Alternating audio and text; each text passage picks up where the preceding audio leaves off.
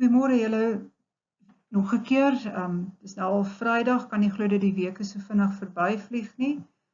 Vandag gaan ons bietjie kyk na stroomroof en 'n bietjie meer daaroor leer. Die werk wat jy nou voor jou moet hê in jou skrif is bladsy 33 tot 38 en dan ook het ek julle gevra op die WhatsApp groep die vakansiewerk se deel 3. Julle kan ook op hierdie bladsy sien wat jou huiswerk vir volgende keer gaan wees. Dit gaan deel 3 wees in die SIP-aantekeninge se afdeling B en C. Goed, so stroomroof. Daar is 2 woorde betrokke by stroomroof. Die een woord is abstraksie en die een woord is stroomroof. As daar abstraksie is daar altyd stroomroof, maar as daar stroomroof is daar nie altyd abstraksie nie. Hoopelik aan die einde van die les gaan dit vir jou duideliker word en dan is die baie belangrike ding wat jy moet kan herken op 'n kaart of op diagramme is die kenmerke wat geassosieer is met stroomroof. Nou ek gaan dit so maklik as moontlik vir julle probeer verduidelik. Goed, so stroomroof dis maar roof, een stroom steel 'n ander rivier se water. So as die een rivier die ander een is in steel, gaan die steeler, die roofstroom, gaan meer water kry, maar die geroofde stroom gaan dan minder water kry. Nou, stroomroof vind op 2 maniere plaas. Dit kan plaasvind by waterskeidings. Dis die eerste deel van die les gaan oor hoe dit plaasvind by waterskeidings. En dan die tweede manier hoe dit plaasvind 'n bietjie verder in die les as een rivier op 'n laer vlak vloei as 'n ander rivier. Voordat ek begin, net weer terugwaartse erosie. Ek het nou voorheen vir julle verduidelik by 'n waterval wat is terugwaartse erosie. So op hierdie skets kan jy sien, dis nou 'n berg, bo in die berg by die bron, daar ontstaan die rivier. So bo op die berg is daar fonteine, water wat uit die grond uitsypel en daardie water vloei dan teen die helling af. So bo op hierdie berg is redelike plat gedeelte, is daar dan 'n rivier wat na die ander kant van die berg toe vloei. Aan die teenoorgestelde kant afvloei. So hierdie rivier waar hy begin by sy bron, hy gaan terugwaarts erodeer. Dieselfde met die rivier wat aan die teenoorgestelde kant van die berg is, gaan terugwaarts erodeer in hierdie rigting. Goed, so dit is terugwaarts erosie, hierdie prentjie wys dit nou net mooi, want mense verstaan nie altyd wat is terugwaartse erosie nie. Hier kan julle sien, is 'n sytak van hierdie riviertjie, so hy kerf ook terugwaarts in daardie uitloper in daardie sekondêre waterskeiding in. So enige rivier waar hy begin, gaan terugwaarts erodeer. Goed, nou hierso staan daar abstraksie. By abstraksie is daar altyd stroomroof. Maar ek gaan nou verduidelik wat is die woord abstraksie. So hier kan jy nou sien is 'n helling. Is 'n waterskeiding. Daar's 'n waterskeiding. Aan die een kant is daar 'n meer geleidelike helling as aan daardie kant. So as hier nou 2 strome ontstaan bo op hierdie waterskeiding. So hierdie is nou posisie 1 waar ek nou is. As daar nou 'n stroom aan hierdie kant ontstaan, gaan een stroom afvloei soontoe, byvoorbeeld die Oranje rivier, en aan hierdie kant gaan byvoorbeeld die Tugela rivier vloei, want hulle ontspring min of meer by dieselfde plek in die Drakensberge. Goed, maar omdat hierdie rivier teen 'n steiler helling afvloei, gaan hy vinniger terugwaarts erodeer as die rivier wat aan die geleideliker kant erodeer.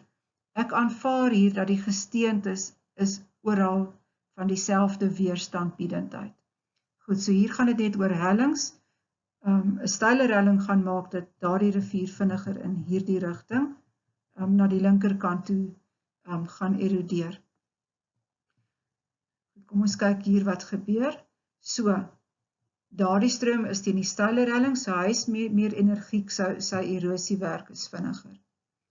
So hier is posisie 1, dis die posisie van die waterskeiding. Julle kan sien hy is hoog en hierdie is nou sy posisie voor stroomroof. Kom ons kyk nou wat hier gebeur. Aan hierdie kant het jy die meer geleidelike helling. Die rivier is minder energiek en erosiewerk is dan stadiger. En wat gebeur nou hier? die rivier teen die steiler helling gaan die roofstroom wees en hy gaan van hierdie rivier aan daardie kant se water dan steel.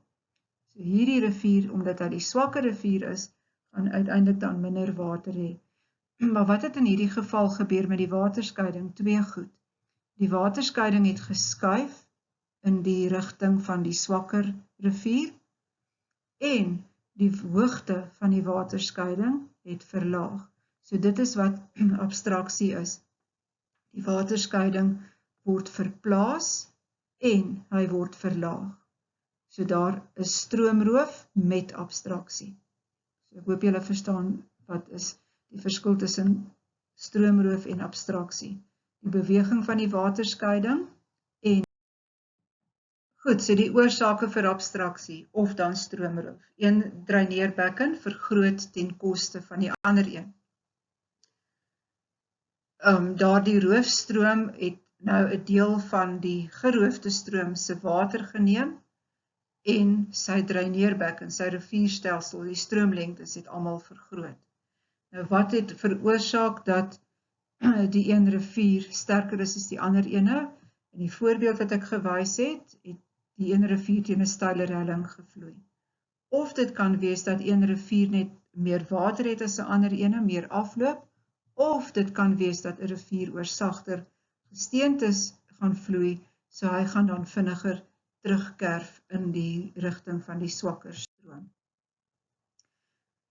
Goed, hierdie prentjies dan net 'n spieelbeeld van die ene wat ek net nou gewys het, maar hier kan julle sien, hulle wys weer stroomroof met 'n steiler helling en 'n geleidelike helling. So posisie 1 was voor stroomroof, so die waterskeiding het verlaag en hy word verplaas. In hierdie geval na die regterkant toe. So dit is wat stroomroof met abstraksie beteken.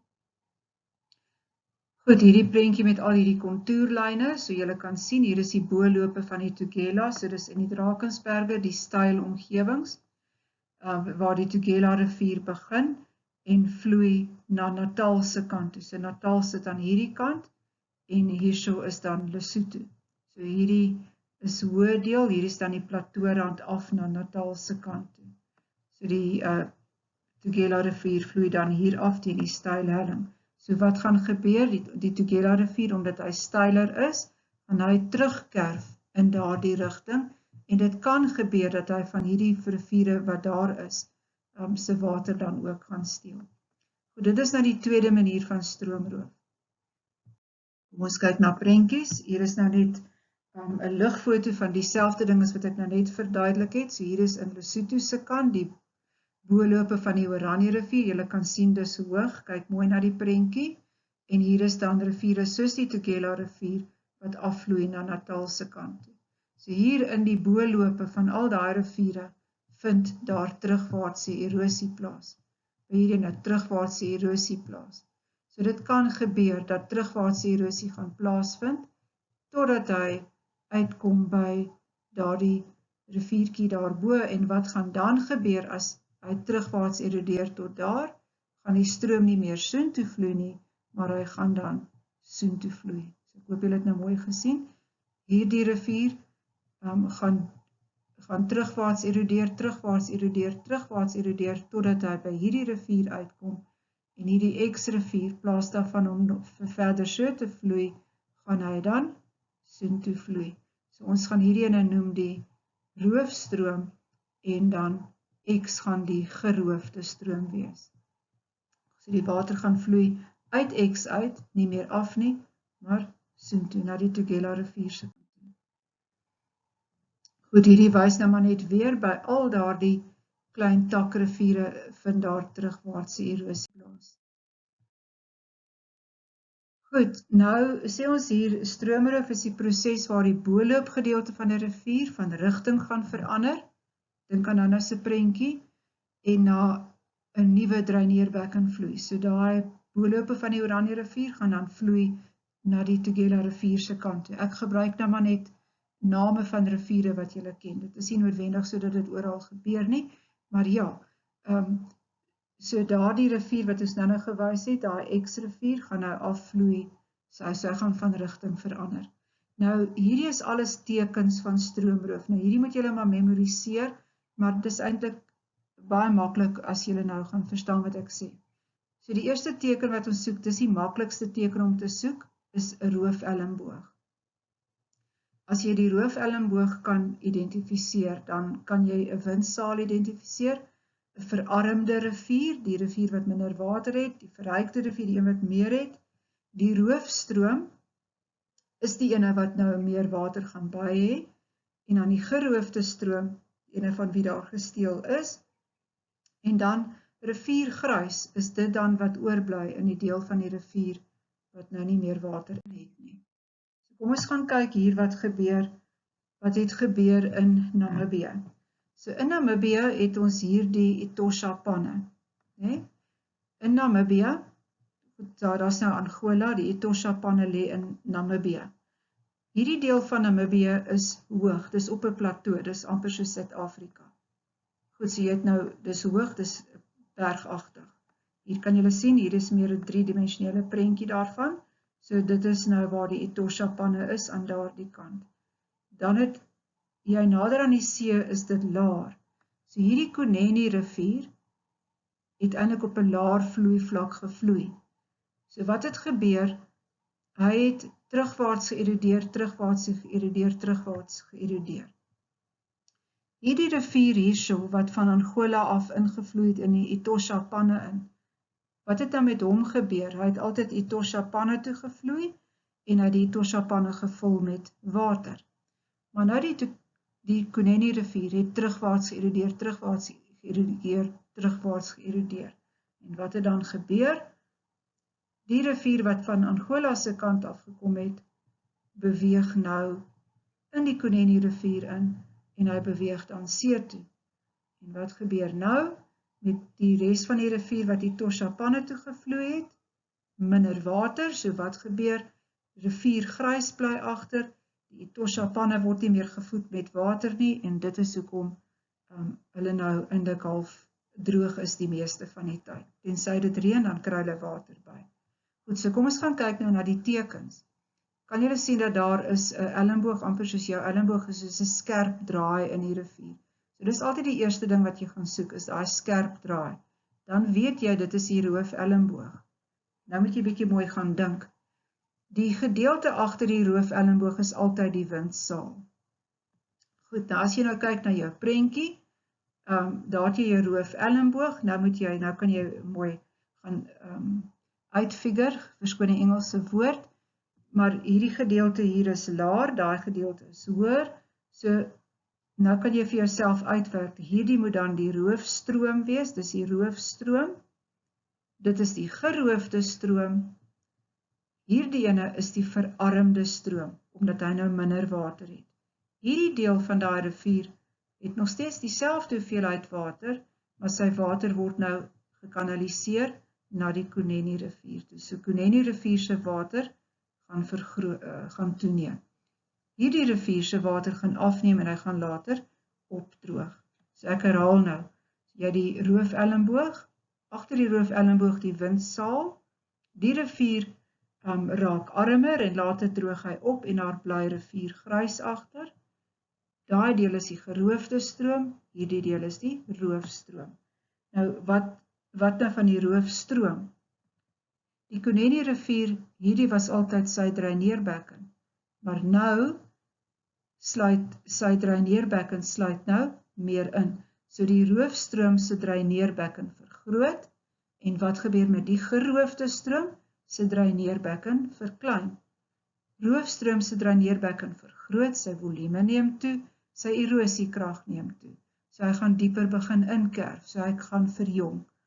Onthou julle toe ons gepraat het by verjonging, hoe vind verjonging plaas as volume van die rivier toeneem? Byvoorbeeld as dit meer gaan reën. Of by stroomroof. So ek hoop julle dit bietjie beter verstaan. So die proses van stroomroof, een stroom vloei op 'n laer vlak as 'n ander. Die laer vlak stroom, in hierdie geval soos die Kunene rivier, kerf terugwaarts, hy sny deur die waterskeiding, so word die hoë rivier onderskep. Die boolope van die geroofde stroom word van rigting verander, dit vloei na die roofstroom, die roofstroom se volume vergroot en sal dus verjong. Goed, hier is amper dieselfde ding, hier is nou before en after, so daar het jy jou stroom wat vloei op 'n hoër hoogte, hierdie stroom kerf terug, hy kerf terug, en wat gaan nou hier gebeur? Daar vorm nou 'n roofelmboog, en dit is dan stroomroof wat daar plaasvind. Goed, so nou net weer eens die kenmerke van stroomroof. Hier is die before en die after, so daar kan jy nou sien, die roofstroom, en die eerste ding wat jy soek is die roofelmboog, en dan die windsaal. Ek gaan nou op 'n ander prent. Goed, so hierdie is in julle aantekeninge, is een van julle huiswerk vrae. Dit is in julle aantekeninge wat ek vir julle gegee het, wat ingeplak is in julle skrifte. So hier wil hulle nou weet, verduidelik die proses van stroomroof, die Oostelike Eskarpement en die Oranje rivier. Goed, nou, dis makliker om eers te gaan om die tekens te soek. So hier sien ek is 'n skerp draai in die rivier, so dit is dan die roofelmboog. Wat kry jy direk agter die roofelmboog? Is die windsaal. Daar kan julle sien is 'n onderbreking in die rivier, so dit moet dan wees die geroofde stroom. So D gaan dan wees die roofstroom. So oorspronklik het hierdie rivier wat ek nou wys, het soontoe gevloei, maar rivier D het deur die waterskeiding, so hierdie is die laer deel, is die hoër deel, hierdie rivier het deur die waterskeiding gekerf, en hy het die rivier wat soontoe vloei, het hy dan onderskep. Goed, so nou vervra hulle hier om te verduidelik die proses van wat gebeur het by die Oostelike Eskarpement. Goed, nou die antwoorde het ek ook reeds vir julle gestuur van hierdie, maar kom ons gaan kyk, by die Oostelike Eskarpement vloei teen 'n steiler helling, so hierdie rivier vloei teen 'n steiler helling, so hy vloei vinnig en hy kerf vinniger dan terugwaarts. As julle kyk na die pointer wat ek daar het, hy kerf terugwaarts in die rigting van die binneland, so hy kerf in daai rigting terugwaarts. En hy begin dan die Oranje rivier se water daarbo begin hy dan steel. Goed, so wat gebeur met die Oranje rivier? Omdat hy hoër geleë is, word hy dan onderskep deur rivier D. So sy dreineerbekken gaan verklein, sy volume verminder en sy erosievermoë verminder ook. Goed, dan 1.2 abstraksie vind stadig plaas, watter impak het dit op menslike aktiwiteite? Die Oranje rivier word beroof van water, daar is dus minder water beskikbaar vir landbou al langs die Oranje rivier. En dan verduidelik hoe stroomroof plaasgevind het, ek het reeds vir julle verduidelik hoe dit plaasgevind het. Hier sê ek vir jou, gaan kyk na antwoorde wat ek op Edmodo gestuur het op maandag 30 Maart, deel 3 van jou vakansiewerk. Hier is al die antwoorde wat ek reeds vir julle gestuur het, as deel van julle vakansiewerk. En ek wil graag hê dat julle weer net vir hersiening ook net moet gaan kyk na hierdie vraag asseblief. En dan sal ek volgende keer net begin deur hierdie skets dan weer vir julle te verduidelik, maar kyk asseblief nou as julle dit het. En dan is hier ook ekstra aantekeninge oor hoe stroomroof plaasvind en dan wat die gevolge is van die stroomroof. Daar's 2 slides om dit dan vir julle te wys, die invloed op nedersettings, waarna julle kan kyk. En dan wil ek vir volgende keer hê dat jy asseblief daarna moet kyk en dan jou huiswerk doen, bladsy 65 tot 73. Totsiens graad 12.